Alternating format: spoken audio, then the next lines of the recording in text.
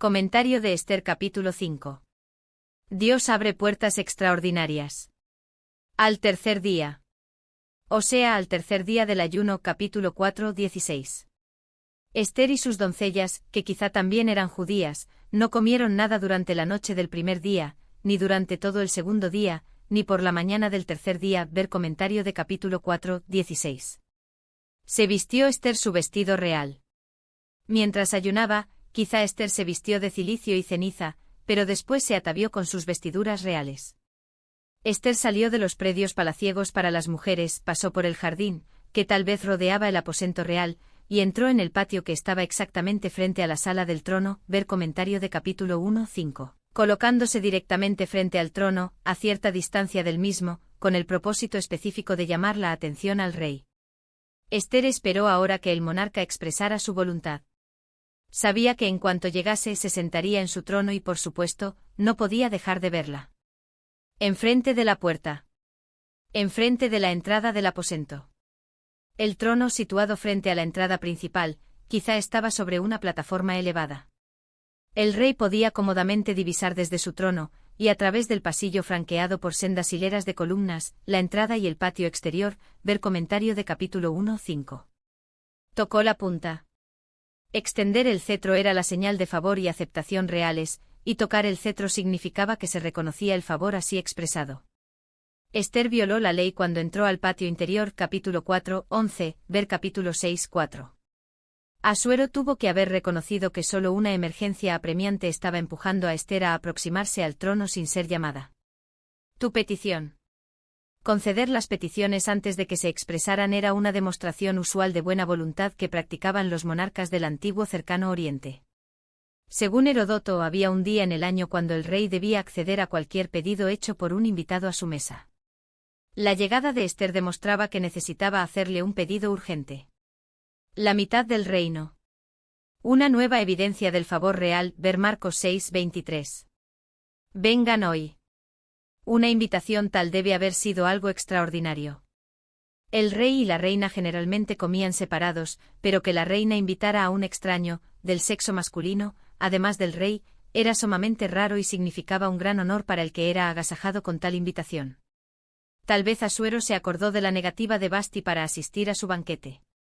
Lo extraño de la invitación de Esther, más el hecho de que la hiciera en persona, debe haber intrigado al rey. Dispuso de varias horas para dar rienda suelta a su imaginación e intensificar su curiosidad real. ¿Cuál es tu petición? Por supuesto, Asuero comprendía que Esther, al acercarse al trono sin ser llamada, había arriesgado la vida, y que por lo tanto no lo hacía por el mero placer de invitarlo a él y a su primer ministro a un banquete. Si place al rey.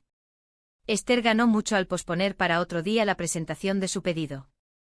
Después de todo, quizá Asuero se sentiría propenso a considerar que su petición era un asunto de vida o muerte que le concerniera únicamente a ella, algo implícito en su abrupta aparición frente al temprano ese día, y no que se trataba de una petición bien calculada y no de un impulso del momento. Además, la demora aumentaría la curiosidad del rey. Ver comentario de versículo 4, y lo prepararía en forma más completa para lo que cualesquiera fueran las circunstancias, le provocaría una gran impresión. Y esta demora daría tiempo a Esther para orar y pesar cuidadosamente cómo presentaría su petición, y para serenarse antes de expresarla. Aunque Esther aún no lo sabía, la providencia dispuso esa demora para preparar mejor la mente del rey. Capítulo 6, 1 al 11. No se levantaba ni se movía.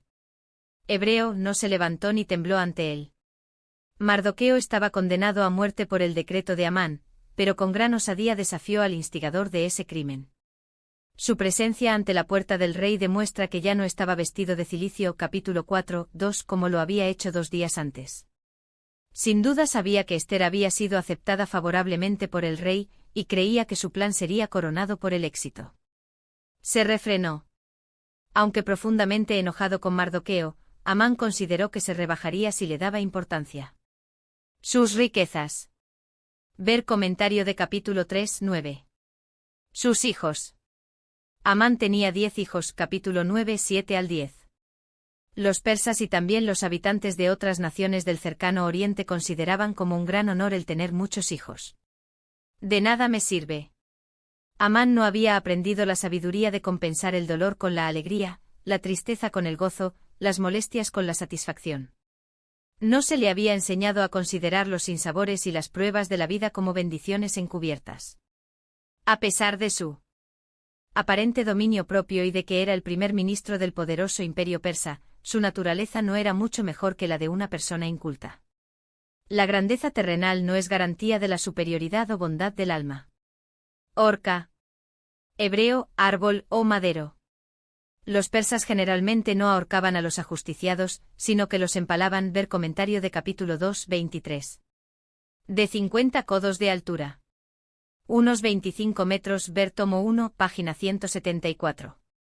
Esta cifra reaparece capítulo 7, 9 y se añade que la horca fue levantada en la casa de Amán.